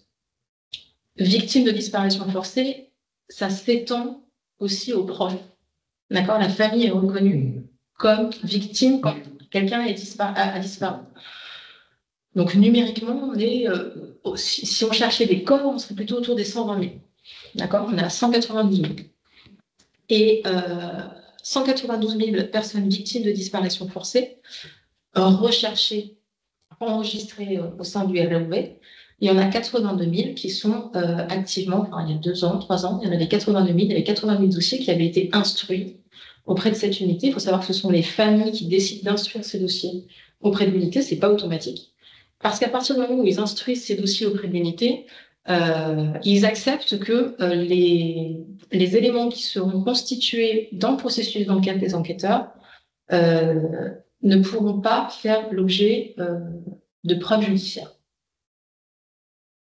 C'est un processus extrajudiciaire qui s'inscrit dans le droit humanitaire international. C'est un élément très important pour les enquêteurs pour réussir à accomplir leur travail, parce qu'il arrive à débloquer certaines situations où des personnes sont au courant depuis de nombreuses années d'où se trouve une fosse commune, d'où a disparu la personne et qu'est-ce qui s'est passé avec elle, mais qui n'en parlent pas parce que il y a eu des menaces, ou il y a eu une forme de complicité, ou voilà. Le quotidien de la guerre fait que c'est pas si simple de vivre la violence et de vivre dans la violence, aussi vivre la violence, on est aussi obligé de cette violence. Mais il arrive aussi des fois que les enquêteurs, en cherchant une personne, la retrouvent.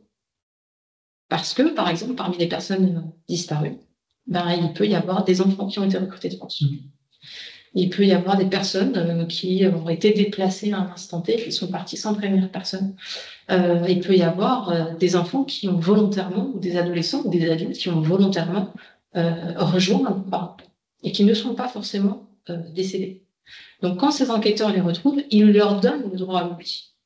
Ces personnes sont portées disparues. Ils leur donnent un droit à l'oubli.